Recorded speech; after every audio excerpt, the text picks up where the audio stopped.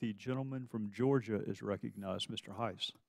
Thank you, Mr. Chairman. If I may, let me also just say thank you for your service to our country and your powerful voice in this and other committees on which you've served. I think the gap you leave will be enormously huge and extremely difficult, if not impossible, to fill. So on behalf of myself and my constituents, thank you very much. Mr. Horowitz, always good to see you. Thank you for being here with us today. And you mentioned earlier there are some 36,000 employees at BOP, a huge number of individuals. No question there are some great workers, hardworking employees at BOP. We all acknowledge that. But the hard fact and reality is that there are also far too many bad actors who are there that really are disrupting the agency from within, all the way up and down the chain of command. That is extremely disturbing and absolutely must be corrected.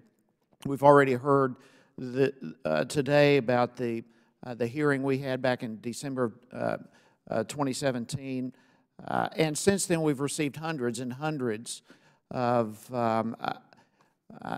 hearing from different employees and so forth, and much of all that has been substantiated, which creates an extremely disturbing situation.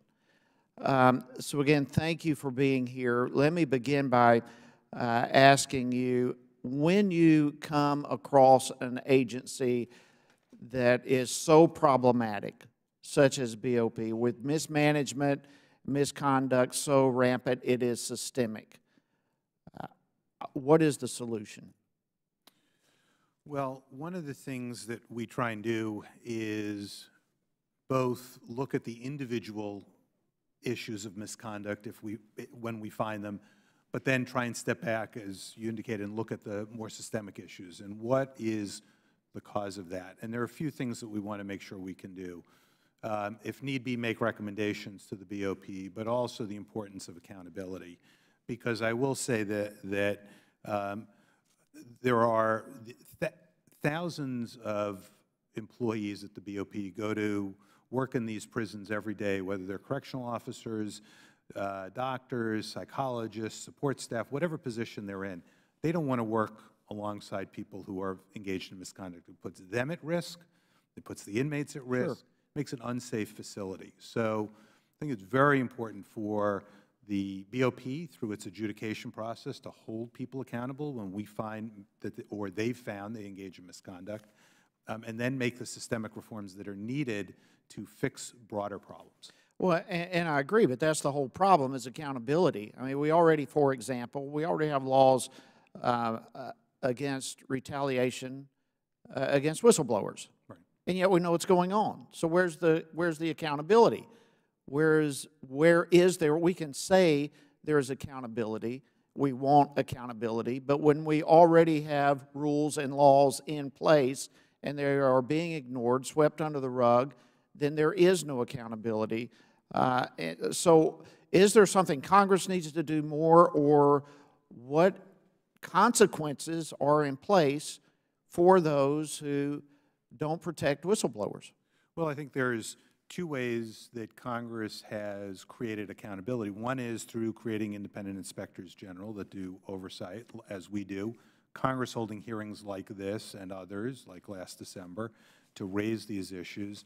And then, finally ensuring that BOP management at the department are following through on the steps that they need to take to address these issues. I will say that from our standpoint, as an IG, we've seen considerable progress over the years with BOP, its management, in taking actions and addressing issues as we found them. Obviously, our goal is to prevent the issues rather than have to detect and refer them. I know that's, I'm sure, management's view as well at the department and the BOP, but that's very important. So let me transition with that, Mr. Horowitz. You've got a big job ahead of you. How are you going to right this ship? Thank you, sir. You're right. It's a big job, and the Inspector General is correct in as they identify these allegations come to us, we refer all those allegations through our own internal affairs office to the Inspector General. And the Inspector General's office, if they sustain findings, or even if they don't take the case and leave it with our internal affairs, if they sustain findings, then we take appropriate disciplinary action.